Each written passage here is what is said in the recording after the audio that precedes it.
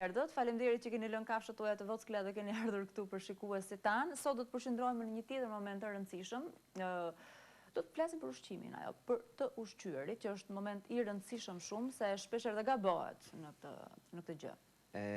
Të ushqyerit e kafshëve tani më ka një rëndësi jashtëzakonisht të madhe, qoftë për mirëmbajtjen e tyre, por edhe për atë që themi qetësinë mendore, psikologjike të vetë pronarit për ta ushqyer sa më mirë këtë kafshë. Duke ditur që qeni dhe macja janë nga natyra sarkofag, do të thotë që ushqimi bazë i tyre duhet të jetë mishi. Por në një racion ushqimor të plotësuar nuk është gjithçka mishi.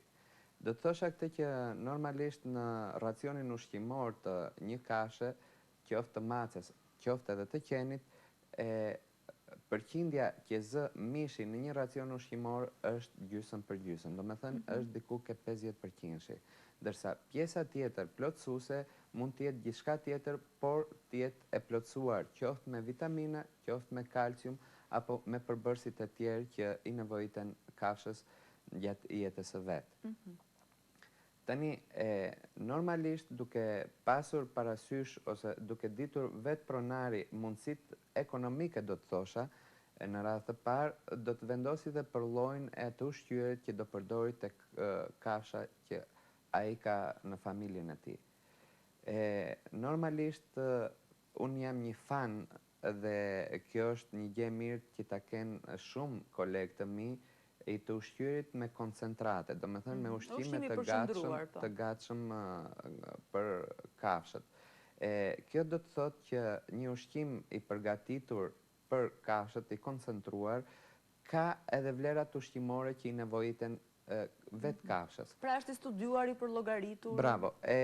Kjo është një industri e tërë që është bërë mbi të ushqyerit e kafshëve dhe kjo industri ka bërë dhe studimet e veta në kuptimin e saj duke parë edhe moshën e kafshëve, racat e tyre, duke parë gjendjen fiziologjike të tyre, kanë nxjerrë edhe produktet e të ushqyerit për çdo lloj race kafshë apo gjendje fiziologjike që mund të jenë ato. Duhet pasur parasysh që në qoftë se ne vendosim të japim ushqime të gatshme, duhet pasur gjithmonë parasysh ajo që thash. Në menun e tij duhet të ketë me patjetër mish. Do të kundërshtoja çdo pronar që përdor në të ushqyerit e tij mishin në produkt ashtu siç na jepet, në kuptimin pa e përgatitur. Kjo është një gjendje jo e mirë, qoftë si vlerë ushqimore që merret nga kafsha, qoftë edhe për atë vlerë, apo më mirë them për gjendje fiziologjike që mund të ketë organizmi dhe problemet që mund të sjellë ushqimi. Pra rrezikon, nëse mishi konsumohet i pagatuar. Çdo herë ushqimet e gatshme, ushqimet të përgatitura duhet të jenë të zjera mirë dhe të mirëmbajtura mirë. Ashtu si për njeriun dhe për kafshën, kanë procesin e tyre. Do të thosha, do me thënë, vetmja e met mund ta quaj ose krahasimi që bëjmë midis miqve tanë kafshëve dhe njeriut është ajo që përmenda pak më parë, mendojnë se duke qenë kafsha një sarkofag, nuk e ka problem që ta hajë ushqimin edhe të papërgatitur. Sido që tjetë. Duke qenë fan i një ushqimi të koncentruar, do të thosha, do të këshilloja që çdo kush të përdori një ushqim të koncentruar për kafshën e vet. Ka shumëllojshmëri në treg, ka firma nga më të ndryshmet, nuk do të përmend asnjë. Ka alternativa që mund të zgjedhin. Do të thënë çdo kush sipas mundësisë ekonomike të tij duhet të marrë dhe ushqimin. Çdo herë duke diskutuar me doktorin veteriner që e ndjek të kafshë. Gjithmonë sipas moshës që ka, do me thënë ushqimet jepen deri në moshën 1 vjeç në një lartësi shumë të madhe, në një përqindje shumë të lartë proteinike, sepse ajo baza kryesore që i nevojitet kafshës në rritje është proteina, dhe ka një përqindje të lartë gjithashtu në vitamina dhe në kalcium. Pasandaj, mbas moshës 1 vjeç deri në 10 vjeç që kalon në një moshë tjetër, pasandaj mbas 10 vjeçve është mosha ajo që themi e pleqërisë, duhet të marrë një ushqim më të balancuar, jo shumë proteinik. të mesëm do të thosha për nga cilësia. Unë kam marrë disa tabela në pamundësi tani për t'i kaluar në grafik, do të përmendja ose do të krahasoja disa ushqime ose dhënien e ushqimit të gatshëm me atë të koncentruar, për të pasur çdo pronar si ide se sa vlerë ose çfarë sasie ushqimore i nevojitet kafshës së vet për t'ia dhënë.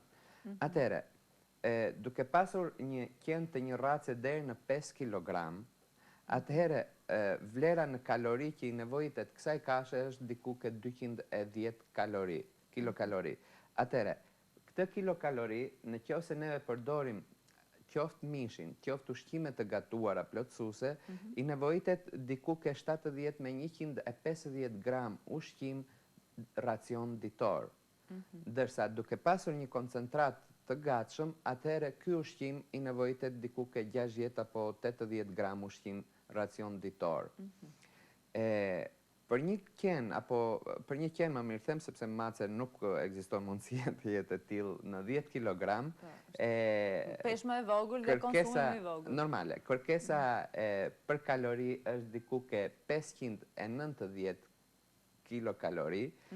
Kjo do të thotë që në ushqimet e njoma të përgatitura në kuzhinë duhet të harrijë 200 deri në 400 gram racion ushqimor ditor, ndërsa për koncentratet është diku ke 170 gramshi. Për qenë që janë deri në 20 kg, kërkesa për kilokalori është diku ke 900 kilokalori. Kjo do të thotë që qeni duhet të hajë diku ke 300 deri në 600 gram ushqim të gatuar apo konservë, dhe konserva hyn ke ushqimet e përgatitura dhe të njoma që themi, ndërsa tek ushqimet e thata është diku ke 250-260 gram ushqim i thatë. Ndërsa tek qenë diku ke 20 kg, kërkesa për kilokalori është 1700 kilokalori, që do të thotë diku ke 550 deri në 1200 gram ushqim të njom, duke ditur gjithmonë tek 1200 gramshi 50% duhet të jetë mish i përgatitur, ndërsa tek ushqimet të koncentruara duhet të jetë atje ke 480 gram. Pra janë disa parametra që duhen respektuar. Bravo.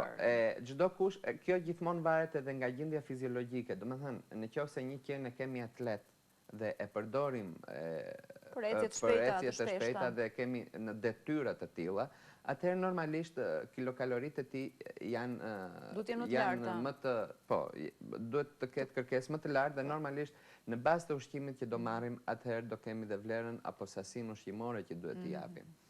Pra normalisht konsumon më tepër, duhet të harxojmë më tepër, është aktiviteti i tij. Ose në gjendjen e shtatzanisë të kafshës, normale, unë mora një grafik të një normaliteti, do me thënë të një kafshë që jeton pranë një familje që e kanë një jetë normale.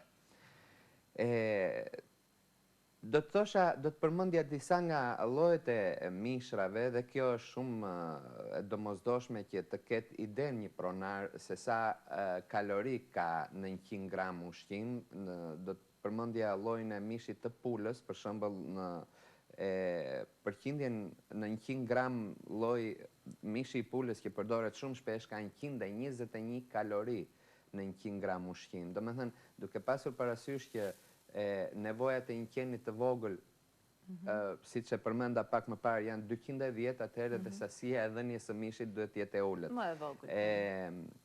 Tjetër, mishi i gjedhit, për shembull, kalorit i ka 123, mishi i derrit 147, mishi i qingjit 162. Domethënë, duke ditur sasin në gramatur që duhet t'i japim dhe kalorit që duhet t'i japim kafshës në 24 orë, atëherë duhet bëj për llogaritje. Deri diku do të hyj pak me laps me kompjuter pronari për të nxjerrë kalorit që duhet të marrë kjo kafshë. Sigurisht, nëse duam të kemi një kafshë të shëndetshme dhe kujdesi duhet të jetë i madh dhe gjithçka është e llogaritur me llogari.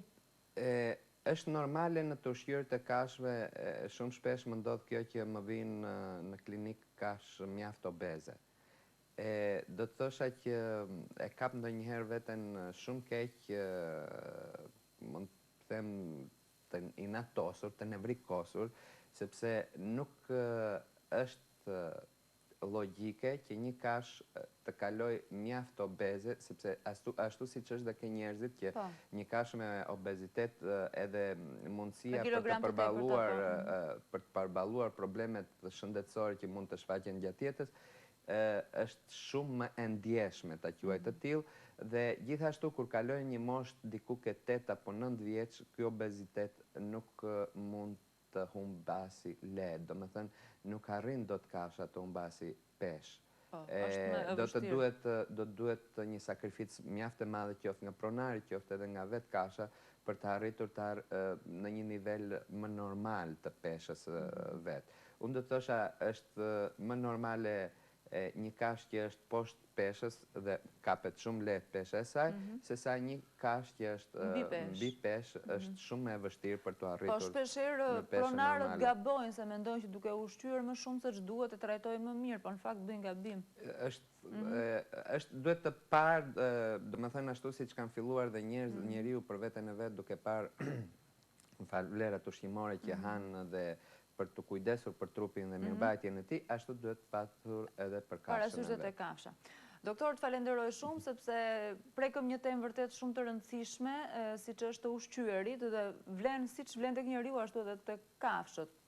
Faleminderit shumë, ju pres përsëri, ku do të prekim të tjera argumente për miqtë tanë të vegjël, ndërkohë që është momenti që të përshëndetemi dhe bashkë. Unë ju falenderoj që na keni ndjekur dhe sot në Vilën 24, do të shihemi përsëri nesër në orën 8:30 me lajmet e para të ditës. Mirupafshim.